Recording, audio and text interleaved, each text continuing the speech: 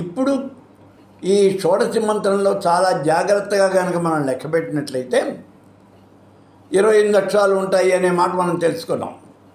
మరి ఇవి 16 ఎట్లా అయినాయి? పంచదశి మహామంత్రంలో ఉన్నటువంటి 3 కూటములు,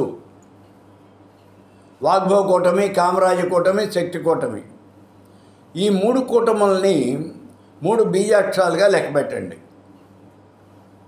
వాగ్భవ బీజం, కామరాజ బీజం, శక్తి బీజం. కాబట్టి ఇక్కడ ఉన్నవి 3 బీజాక్షరాలు ముందు లెక్కకు వచ్చేసినాయి. ఇక ఈ మంత్రానికి ముందు అష్టౌ బీజాక్షర న్యాజ్యం 8 బీజాక్షరాలు ఉన్నాయి. ఆ 8 కలపండి. అక్కడ 8, ఇక్కడ 3, 11 బీజాక్షరాలు అయినాయి. తర్వాత ఈ పంచదశి మహామంత్రం అయిపోయిన తర్వాత శక్తి ప్రణవాలను తిరగేసి చెప్పండి అన్నారు.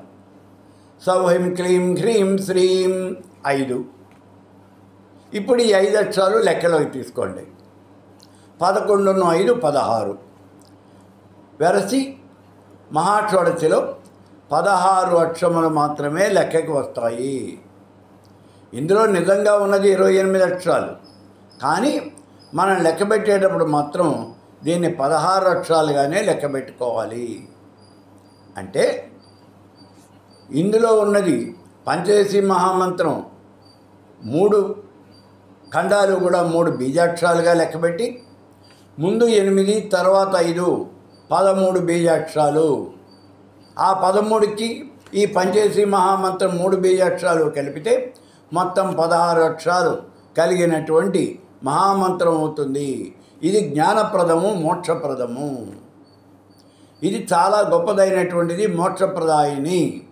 ఎందుకని మిగిలినటువంటి మంత్రాలకు లేనటువంటి ప్రాముఖ్యత అనేది దీనికి ఎందుకు వచ్చింది అనే విషయం కూడా ఇక్కడ మనం తెలుసుకోవాలి. మీరు ఏ మంత్రమైనా తీసుకోండి. మీకు మంత్రశాస్త్రంలో సప్తకోటి మంత్రాలు ఉన్నాయి అన్నారు. ఇందులో మీ ఇష్టం వచ్చిన మంత్రం తీసుకోండి. ఇందులో కూడా మహా అయితే ఒకసారి ఓంకారం ఉంటుంది, లేదా 2-3 సార్లు ఓంకారం ఉంటే చాలా ఎక్కువ.